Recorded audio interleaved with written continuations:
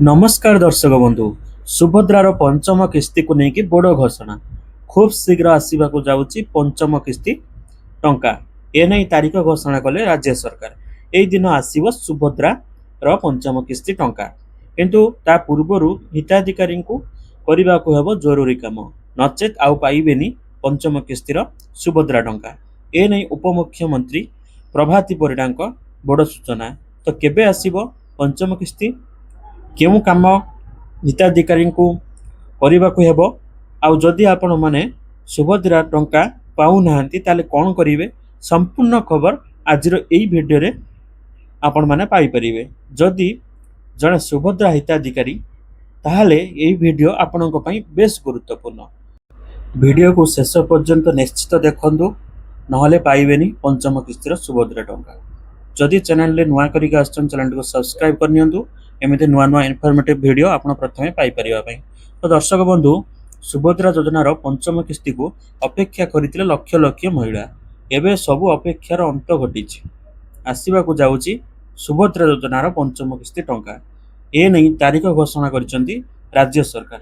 सुभद्रा समीक्षा बैठक रे जोगदे उपमुख्यमंत्री श्रीमती प्रभाती परिडा कहिसेंती सुभद्रा योजना रे दुईटी किस्ती यथाक्रमे मार्च 8 तारिख आंतर्जातिक महिला दिवस एवं राखी पूर्णिमा रे मिली थाए। पूर्वर मार्च 8 तारिख आंतर्जातिक महिला दिवस रे सुभद्रा चतुर्थ किस्ती टंकाटी मिल सारी तो वर्तमान पंचम किस्ती टंकाटी आसवा को जाउची जोटा कि सरकार निर्धारित राखी पूर्णिमा रे समस्त को मिलिबो अर्थात अगस्त मास 28 तारिख रे समस्त को मिलवा को जाउची किंतु ये पंचम किस्ती रे किछि जण हिताधिकारी को मिलिबनी सुभद्रा योजनार पंचम किस्ती टंका एने सूचना दैछंती श्रीमती प्रभाती परिडा। सुभद्रा योजना रे एबे पर्यंत आवेदन करिथिबा महिलांक मध्य रे प्राय 82,036 जनकर डीबीडी सक्रिय नथिबा बेले प्राय 28,621 हिताधिकारी बायोमेट्रिक केवाईसी संपूर्ण होई नाही। एही हिताधिकारी माननकु आसंता 31 तारिख सुद्धा आपणकर डीबीडी सक्रिय करने को हेब और आपंकर बायोमेट्रिक इक्वेसी संपूर्ण करने को हेब नचेत आपण माने सुभद्रा योजनार पंचम किस्ती टंकार बाद पड़ पारती।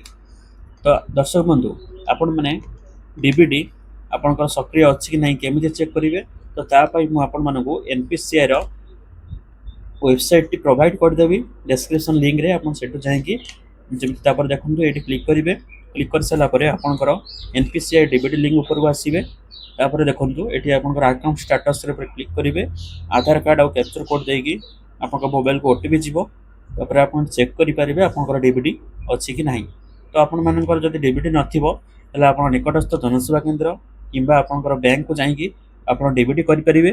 तो आप चाहते निजे घरे बस करने तो तापर मुझे आगुरी वीडियो बनई से वीडियो डिस्क्रिप्शन लिंक देदेवी आप भी जाइए वीडियो देखिए निजे घरे बस भी करेंगे। किंतु आपंकर इक्यूएससी अपडेट करने आप निकटस्थ जनसेवा केंद्र को जी से आपंकर आप्लिकेसन नंबर देकी आपंकर बायोमेट्रिक इक्यूएससी संपूर्ण करने जार भी इक्यूएससी कंप्लीट नथिबो नहले ये दुईटा काम न कले आप सुभद्रार पंचम किस्ती टंकाटी पाई परिबे नाही। तो दर्शक बंधु ये थिला सुभद्रा योजना को लेकिन आसीथिबा सरकार तरफ बहुत गुरुत्वपूर्ण सूचनाटी। जदि आपण माने सुभद्रा योजनार 4टी किस्ती मध्यरु केतोटी किस्ती पाइचंदी तो आपण कमेंट रे मतामत रखंतु। तो आज पई एतिकी पुणी देखा हो आउ एक नवा इनफॉर्मेटिव वीडियो रे। तो सेति पर्यंत आपण चैनल को सब्सक्राइब कर रखि दियंतु सर्वप्रथम आपण वीडियो टी पाई परिबे। जय जगन्नाथ।